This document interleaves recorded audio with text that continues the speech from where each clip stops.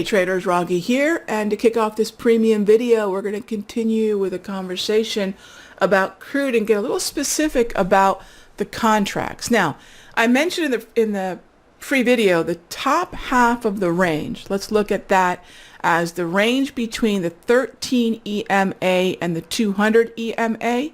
That top half of the range is going to be better suited for options on crude. Now that could be the CL futures or the USO. We'll talk about them both here in the premium video. But before we get to that, I want to touch on what's happening with open interest and volume right now between the F January contract and the G February contract. If you're day trading crude, you're going to day trade January by and large here today because the volume is still in the January. But if you take a look at the open interest, and I'm looking to the right side of the chart here where I have all this information, you'll notice the open interest in the G February contract is significantly higher at 2x what's happening in January. That means if you want to buy the underlying futures contract for a longer term setup, meaning daily time frame setup, you're going to do so in the February contract. Okay, March is not an issue yet. Now, that's the underlying futures contract. Again, day trade January. I know many of you like to day trade crude, but if you're going to take this entry on the daily time frame, longer term, in other words, you're going to hold this overnight, you're focused on the G or February contract. So that would be actually the CLG20 contract. Okay. Now, we're not in that zone quite yet, are we? We're actually trading in a zone where I'm focused on the, let's minimize this 1 minute chart out of the way. I'm more interested in the options right now. Now that opens the door to USO, but also CL options. So let's start with the CL options. So I'm going to look at least 45 to 60 days. That puts us pretty much in March because the February crude oil contract for options only has 33 days to expiration. The March contract is 63. So that's going to be the March crude oil futures options. Now, once we trade down into the area that I'm interested in buying at, I can start to, so I'll pull up CLH20. Once we pull back into that zone, around $58 to about, well, this is going to be irritating. Let me close this. That is not working for me. All right, we don't need this 1 minute chart. There we go. So around $58 to about $57 is the zone. That means I can look at the 58 strike or I can look at the 57 strike calls for March. So let's say we look at the 58, for example, and you just want to buy the at the money call and you just want to buy one of them, right? So now you're looking at approximately $3,500 for each one of those calls. Now, you might look at the underlying cost of holding crude only at $4,800 and think, wow, that option's fairly expensive. But remember that your limit of risk in that option is what you paid for. If all hell breaks loose and crude just tanks, you cannot lose more than whatever you paid for that option. And a lot of people find a lot of comfort in that. In fact, the options sensitivity to the underlying price is typically going to be a little bit less unless the momentum is very, very high. In other words, the volatility is very, very high. So if we trickle lower on crude, that option is going to be, I think, a much better choice, especially from the more aggressive zone. All right. Now, some of you might choose to go with USO because it is less expensive to trade the USO. So let me just give you the expiration and the strikes that I would focus on. And so you could look at the Feb 20s, the February 20 February 21st, sorry, February 21st expiration, or even the January 31. Now, when you look at January 21, you'll see that, 49 days to expiration, but you open up that options chain and there's not much going on. And you'll notice, even though there's more time that you need for the February 21 expiration of USO, there's much more volume and open interest. And that's where I'm then going to go. In that 45 to 60 day window, I'm 10 days outside that, but that's where there's more open interest and volume. And I'm looking at the 12 strike. I'm looking at the 12 strike calls. Quite frankly, I'm not against, well, no, I would not go 13 or 11. I'm really looking at the 12s.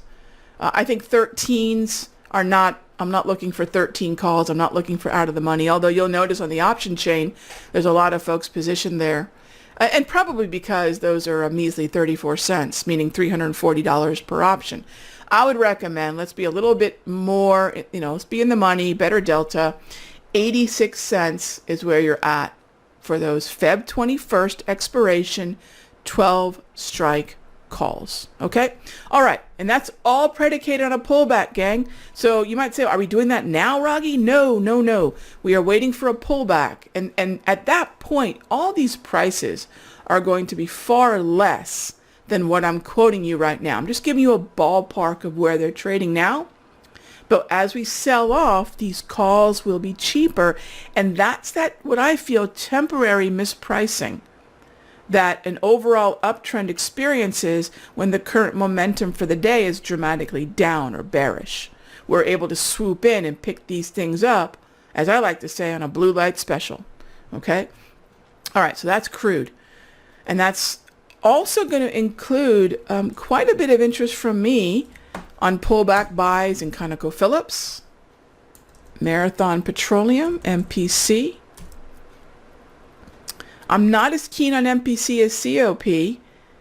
I think Valero also looks pretty interesting, but ConocoPhillips is probably my favorite within the XLE, followed by Valero, then MPC. And then I'd keep a really close eye on Schlumberger. And in turn, I'd also keep an eye on Halliburton. Halliburton and Schlumberger are the bulk of the OIH. The OIH ETF.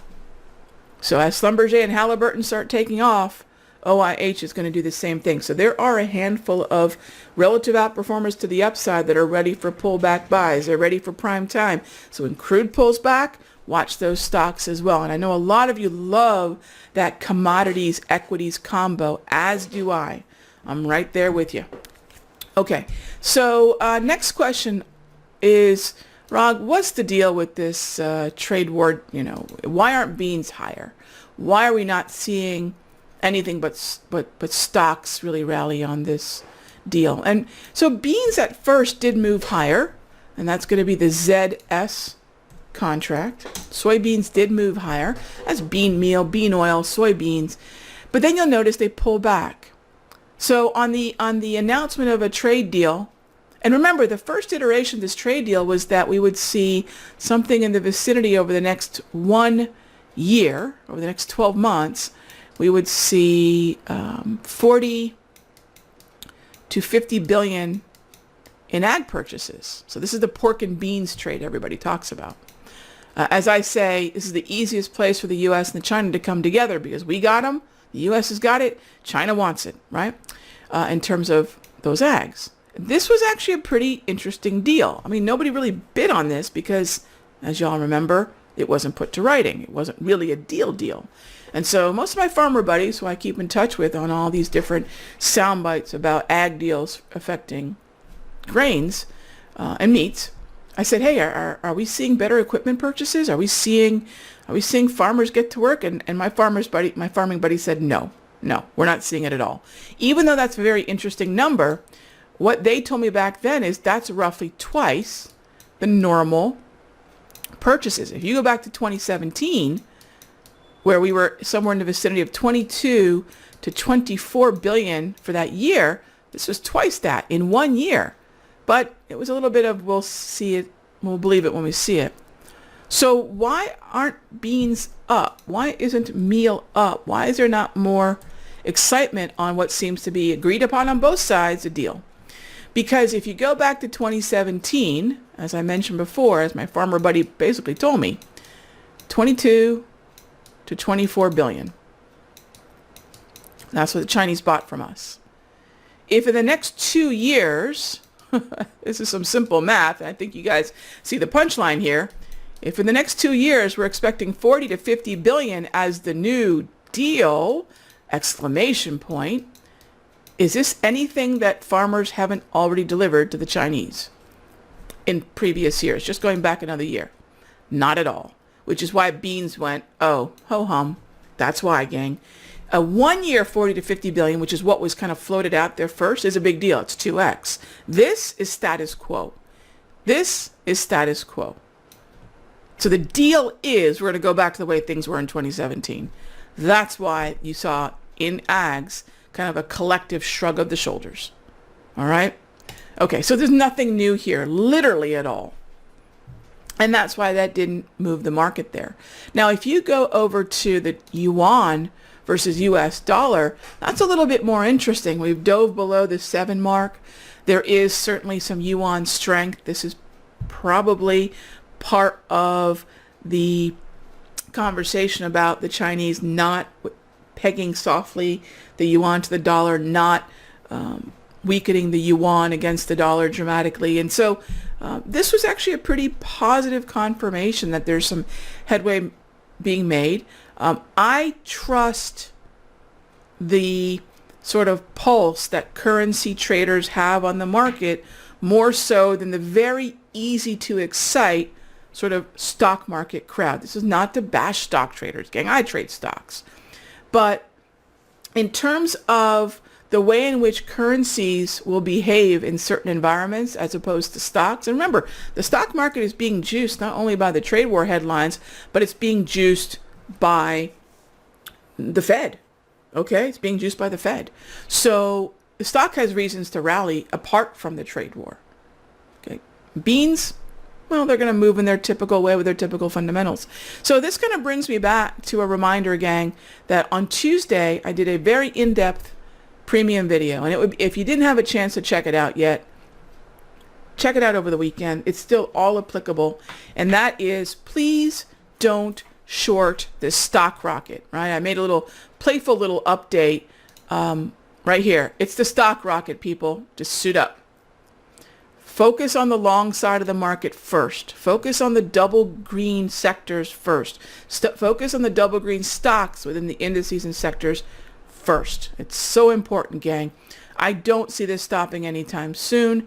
And this is where I know I've talked about the scary macro that's out there, but until we face that and it's factored into price, that scary macro can remain the same scary macro it's been for better than a year and a half or so now. The market can collectively ignore macroeconomic data if it's got the Fed juicing liquidity, expanding the balance sheet, the repo deals, helping their buddies on Wall Street. You don't want to fade this market, gang, okay? All right, so that's what I've got for you guys this weekend. Check out Tuesday's video. We'll continue to march forward with some of these trades and crude and day trade the markets. I sent out a caution earlier today warning everybody that this was going to be a caution, an impromptu caution day. Choose not to trade. Choose to trade with smaller size. We ended up having 2 caution days this week. One caused by the FOMC, which was scheduled. One caused by this trade war narrative, which wasn't. However, gang, every time there is a potential tariff hike on the calendar, 2 to 3 days in front of that hike, do not start to sell the market. The closer we get to it, these tariffs mostly exist to be yanked and then juice the market.